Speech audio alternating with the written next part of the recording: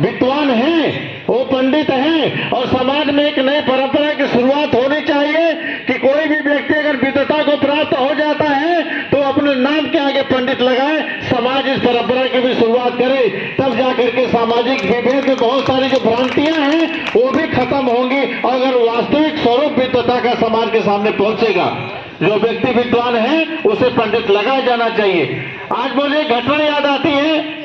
कि वाराणसी सिगरा में एक उमा दुबे हुआ करते थे जो दिव्यांगों विकलांगों के लिए काम किया करते थे, बहुत बड़ी संस्था उनकी थी।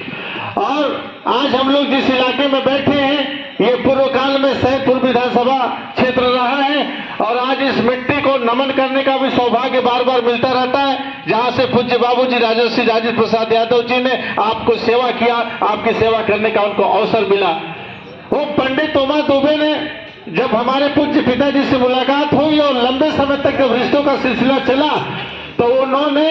उनके नाम के आगे एक कार्यक्रम में मुख्य अतिथि बना के बुलाया उन्होंने, और कार्यक्रम संपादित होने के बाद जो न्यूज उन्होंने बनाई पेपर्स के लिए, समाचार पत्र के लिए, उसमें लिख करके समाचार पत्रों को दिया कि आज हमारे कार्यक्रम के मुख्य अतिथि पंडित राजेंद्र प्रसाद यादव जी थे।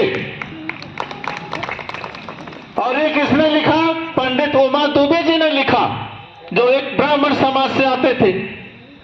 तो जो लोग विद्वता को प्राप्त हैं वो समाज को चाहे अध्यात्म के माध्यम से, चाहे व्यवसाय के माध्यम से, चाहे संस्कार के माध्यम से जोड़ने का काम करते हैं।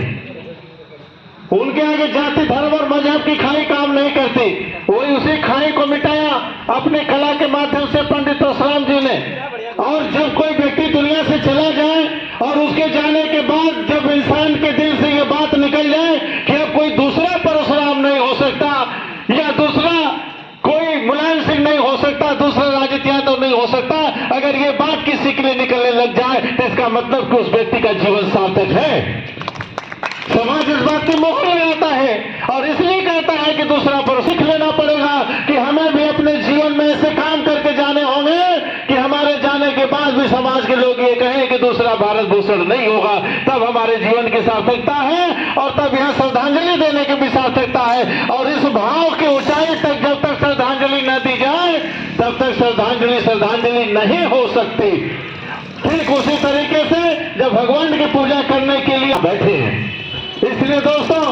आज हमारे बीच में समाज की धरोहर तो ऐसी धरोहर बैठी है। अभी मैं रामसेवक यादव जी का नाम लेना चाह रहा हूँ, जब से आया हूँ तब से मैं तारीफ कर रहा हूँ कि हमारे समाज में ऐसी विभूतियां हैं जिन्होंने राष्ट्रीय स्तर पर, अंतर्राष्ट्रीय स्तर पर कला जगत का और अपने अपनी प्रतिभा का प्रदर्शन किया है। रामसेवक जी ने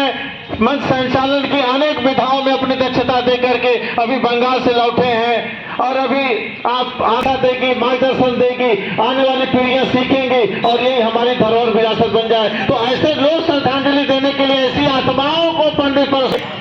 एक ऐसा नाम जो कि शिक्षा जगत के साथ साथ कला जगत में, विरहा जगत में, लोक गायन में जिस व्यक्ति ने अंतर्राष्ट्रीय स्तर पर अपनी ख्याति पाई हो, और ख्याति के साथ साथ हम किसी भी कला के माध्यम से जब हम प्रयोग धर्मी हो जाते हैं, जब हमारा धर्म ही प्रयोग का बन जाता है, तब हम हिंदू मुस्लिम सिख ईसाई नहीं रह जाते। कलाकार प्रयोग धर्मी होता है और उसका एक ही धर्म होता है प्रयोग करना। और विरहा जगत में जितने भी